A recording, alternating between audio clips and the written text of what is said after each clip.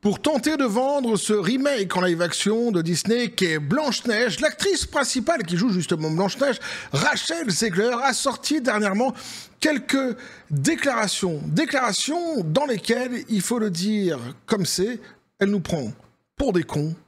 On voit ça ensemble.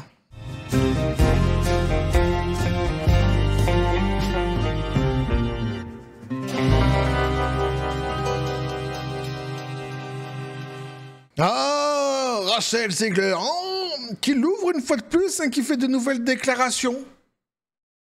Ah, petit café les copains. Ne devrait-elle pas se taire? Franchement, définitivement.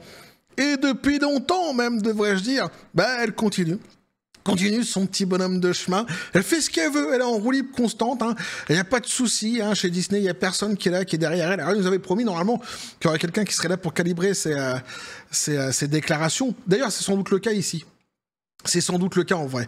En vrai, ici, elle suit sans doute justement ce volet marketing qui essaie de rattraper les dégâts qu'elle a causés par le passé en lui demandant de sortir certaines déclarations qu'elle a sans doute apprises par cœur. Mais du coup, pour ceux qui suivent le dossier depuis le début, puis même pour ceux qui ont suivi comme ça succinctement, vite fait, tu vois, qui ont juste vu quelques déclarations de la part de Zegler par le passé, tu comprends rapidement qu'elle nous prend vraiment, mais vraiment pour des cons. C'est fabuleux. Et donc on nous dit, Rachel Zegler tente de revenir sur ses critiques à l'encontre de Blanche-Neige dans une interview, moi ça me fait marrer, avec Disney, donc un PR spin, mais franchement... T'as bien compris, tu vois. Une fois de plus, elle essaye de revenir sur ses déclarations du passé. C'est pas la première fois, Elle avait déjà essayé de le faire, souviens-toi. Mais ouais, la dernière fois, là, avec son histoire de ses photos quand elle était petite, qu'elle avait diffusées. Tu sais, sa photo de 2 ans, genre, quand elle avait le... Regarde, j'ai le costume de Blanche-Neige quand j'avais 2 ans, c'est dire à quel point j'aimais... Comme si c'était elle qui décidait, tu sais, qui allait dans les magasins pour acheter son costume à 2 ans et qui décidait ce qu'elle allait porter comme déguisement. Là aussi, tu vois, nous prenait vraiment pour des ahuris, quoi. Putain, mais franchement, sans déconner. Alors, c'est où vraiment elle nous prend pour des cons ou alors elle donne tout ce qu'elle a intellectuellement. Je suis désolé, mais au bout d'un moment, quand même, quoi.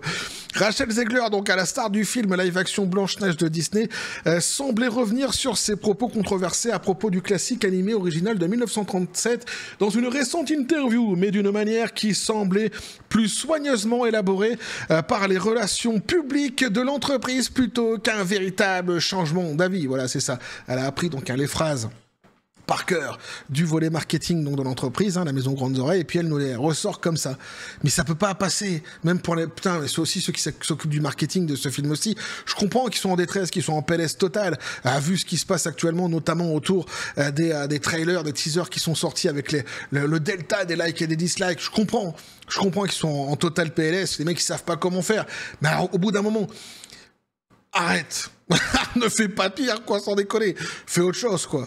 Alors, ils coupent du temps de passage de Rachel Zegler de 50% dans le dernier trailer. Après, ils font une affiche où ils essayent de la blanchir, etc. Enfin, franchement, c'est quoi cette équipe de bras cassés? On dirait mes ninjas. On a l'impression qu'ils travaillent pour eux, là, maintenant. Là. Alors, mes ninjas, ils sont peut-être pas super performants, mais ils sont d'abord audacieux et volontaires. Et ça, tu vois, je reconnais quand même cette qualité-ci chez eux. Dans une récente interview avec Vogue Mexico, Zegler a qualifié la réaction négative contre le film et ses remarques antérieures de signes de passion. Ah, c'est parce qu'ils sont passionnés de la part des fans. Souviens-toi, elle-même qui insultait ses mêmes fans par le passé, de misogyne, de sexiste, de raciste. Fasciste de merde. On n'avait pas dit ça, mais on n'était pas loin quand même. Avant qu'elle dise ça, on était déjà parti manger des chips. C'est peut-être pour ça qu'elle l'avait pas dit. Mais alors, elle est plus Wish Lorraine, il paraît. Sa chanson, là. Make a Wish Lorraine, je sais pas quoi, là. Bah si, c'est pas moi qui l'ai créé, c'est elle. Enfin, c'est pas moi qui l'ai inventé, plutôt. J'interprète le sentiment des gens envers ce film comme de la passion, a déclaré Zegler.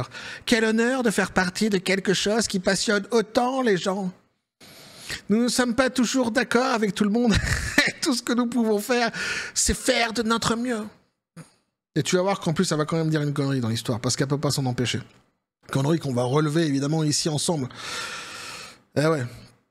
Alors, bien que cela puisse sembler une réponse diplomatique, cela contraste fortement avec le ton qu'elle avait utilisé il y a quelques mois lorsque le remake de Blanche-Neige avait été critiqué pour la première fois. Donc, un Ziegler avait initialement critiqué le classique de 1937, le qualifiant de daté, de has-been, et faisant référence au prince comme quelqu'un qui traque littéralement Blanche-Neige, espèce de psychopathe comme ça, le stalker, psychopathe comme ça qui voulait serrer Blanche-Neige à tout prix, c'est la bave aux lèvres. Le mec, il n'en pouvait plus, il courait partout derrière Blanche-Neige, ici. C'est dire à quel point elle avait rien pigé du machin. On s'était rendu compte qu'en fait, c'est pas qu'elle avait rien pigé, c'est qu'elle n'avait pas regardé le dessin animé. Oh. Après, elle nous avait dit qu'elle avait tenté de le regarder, mais que ça l'avait effrayé. Un petit peu comme un film d'horreur. Oh. Je sais pas ce qu'ils lui ont mis, comme ses parents, en fait, comme dessin animé. Si ça se trouve, ils lui ont mis ça. Tu veux voir Blanche-Neige? Ah, tu veux voir Blanche-Neige? Tiens, regarde-moi ça. Ça quoi? Et ça? Ça, le clown? Non, pas ça, le clown. Mais regarde, c'est Blanche-Neige. Oui, c'est Blanche-Neige. Regarde oh, bah, tu vois le maquillage, tu vois comment c'est, bah, c'est Blanche-Neige.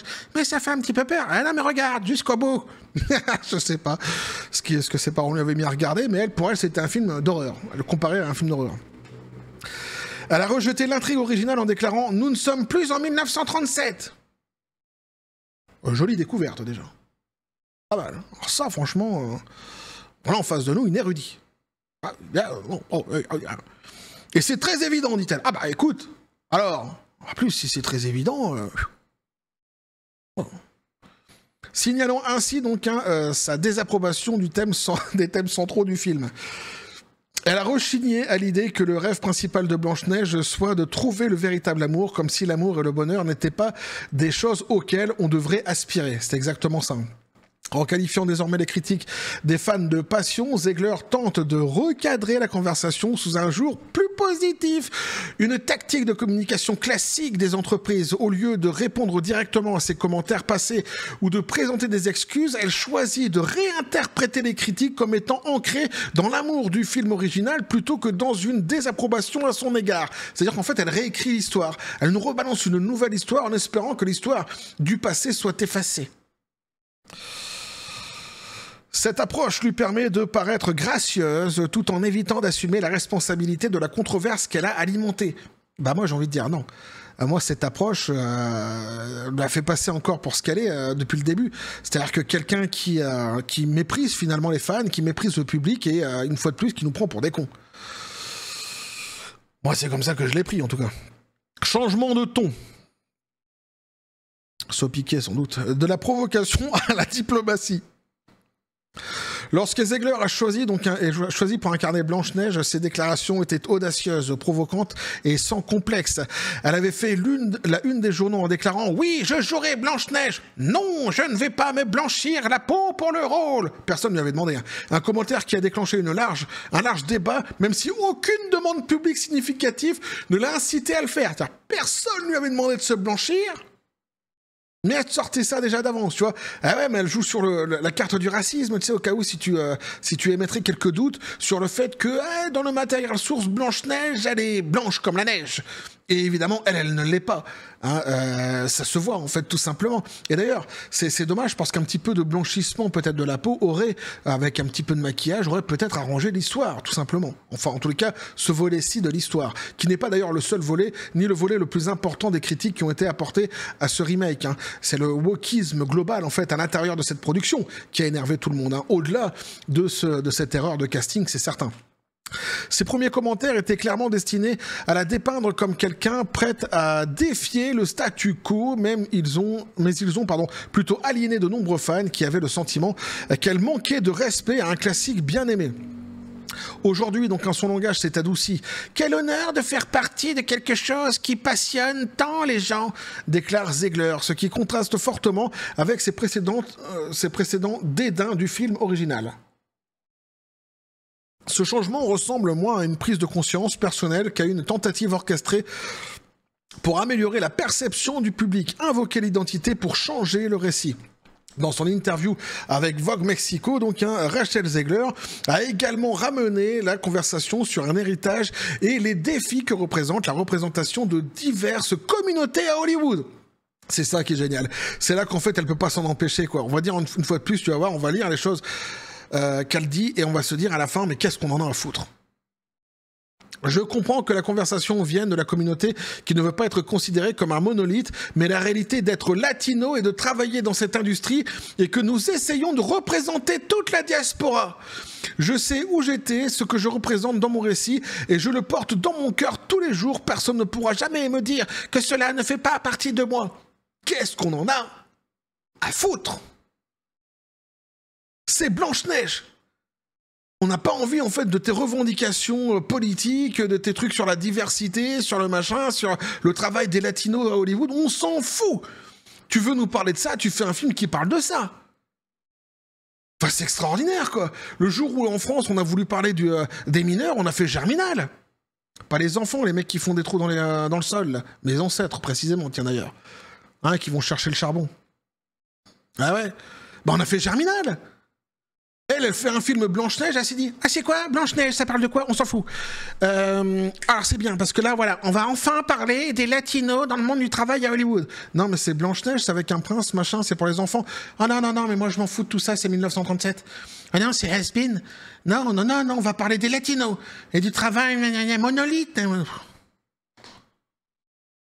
Et toi donc, Rachel, que connais-tu de Disney?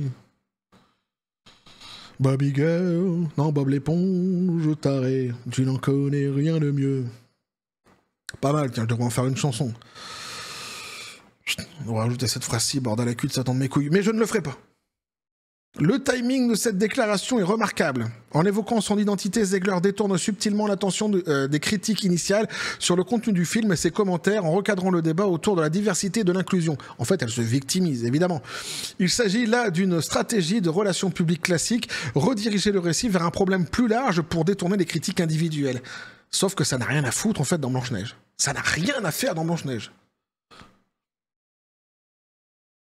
Pourquoi cela semble hypocrite? Bah parce que ça l'est.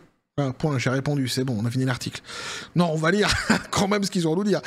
La principale raison pour laquelle les récents commentaires de Zegler semblent creux est que nous avons vu comment elle se comporte réellement dans des moments imprévus.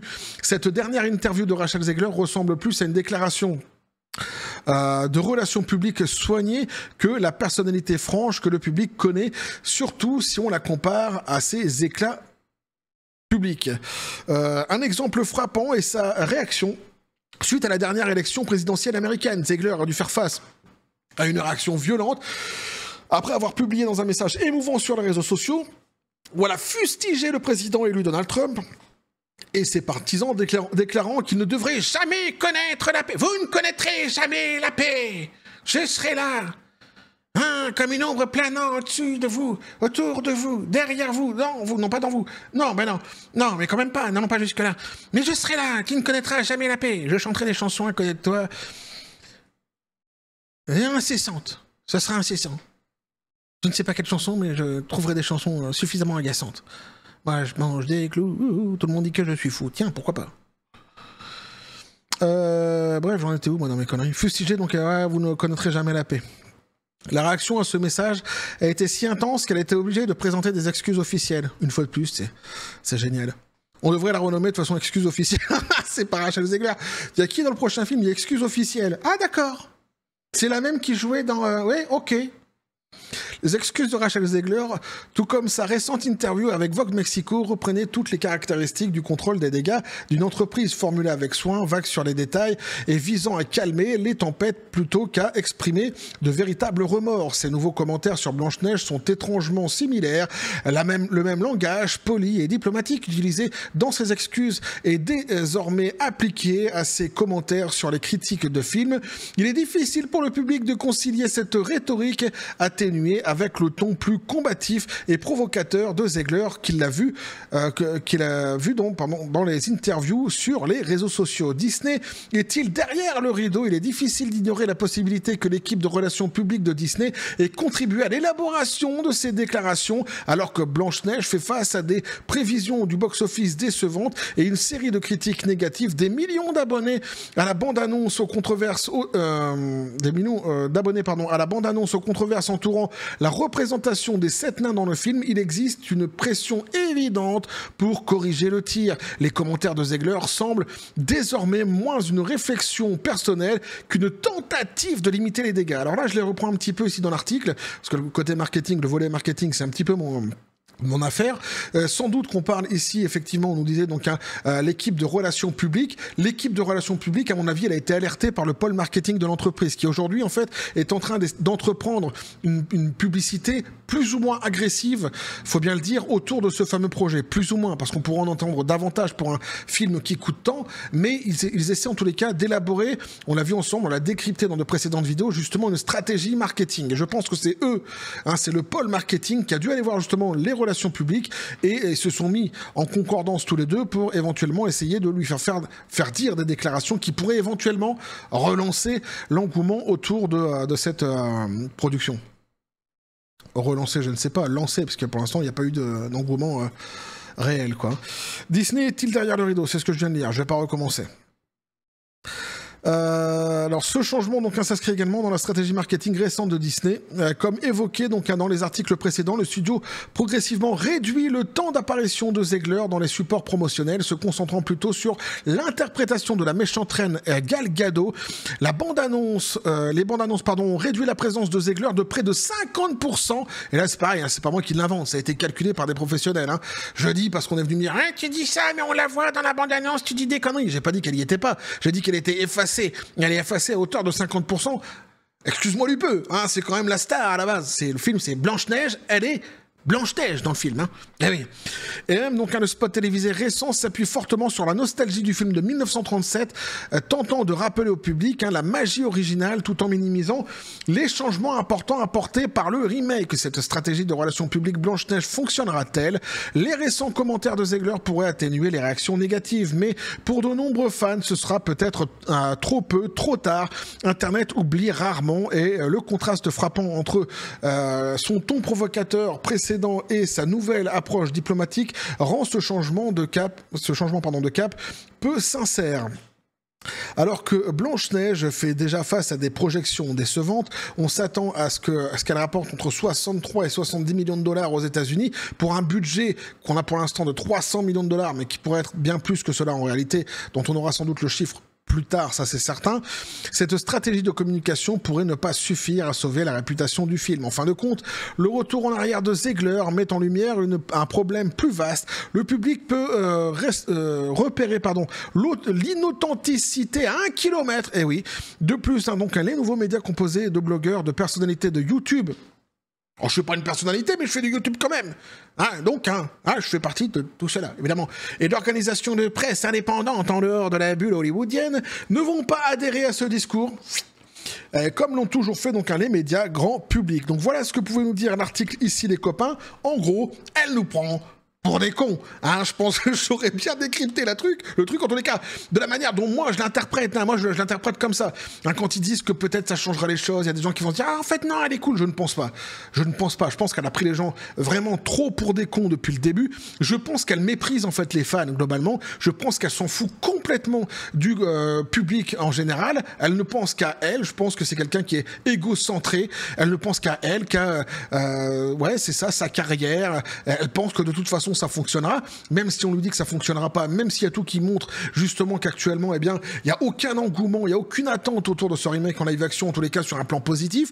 Elle continue, elle, à penser l'inverse, et dans les déclarations qu'elle fait ici, c'est une fois de plus un crachat à notre gueule, quoi. C'est-à-dire que pendant tous ces mois, elle s'est foutue de notre gueule en nous insultant de misogyne, de raciste, de sexiste, etc. Puis là, quelques semaines avant la sortie, non, mais en fait, vous êtes des passionnés, c'est la passion, c'est quoi? La passion, là. Ah non, il n'y a pas la passion à la maison, là. Ah, il n'y a pas la passion. Référence aussi à une série que j'aime beaucoup, tiens, d'ailleurs. Tant qu'il y a la passion à la maison. Si vous arrivez à trouver ça, vous êtes balèze. Donc non, pour moi, elle se fout de notre gueule, une fois de plus. C'est du foutage de gueule XXL. Elle nous prend pour des cons et voilà, point, final. Quant à son jeu d'actrice ici dans le trailer, j'en ai déjà parlé. Elle n'imprime absolument pas le rôle.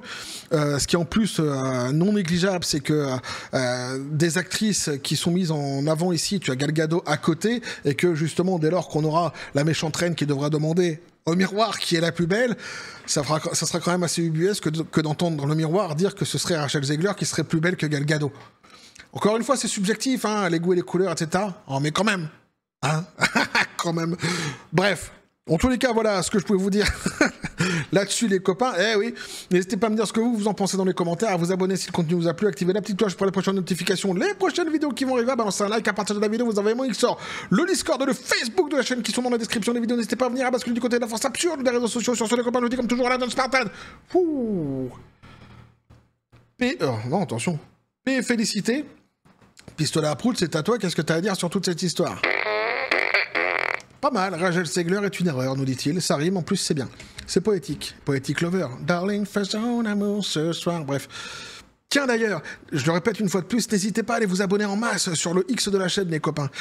Ça me sert d'outil, ça me sert de tremplin pour faire connaître davantage justement la chaîne, et surtout, pour ceux qui me suivent, vous le savez, pour ceux qui me suivent pas justement, vous le découvrirez, je suis très acerbe sur X, je suis assez piquant et j'emmerde pas mal de personnes justement en développant ce que nous pensons nous-mêmes à chaque fois lorsque nous discutons ensemble dans les commentaires de mes vidéos ou sur d'autres supports tels que le Discord, etc. Donc n'hésitez pas, venez en masse vous abonner sur le X de la chaîne pour que je puisse atteindre les 2000 abonnés et avoir davantage de visibilité sur X pour faire parler de la chaîne et surtout pour mettre en avant notre façon de penser sur tout ce qui se passe actuellement, notamment avec le côté woke de la force. Mais plus globalement, de toute façon, je vous remercie pour votre soutien. On va continuer à suivre tout cela sur cette même chaîne. Eh oui, toujours dans la joie et la bonne humeur, et que la force soit avec vous.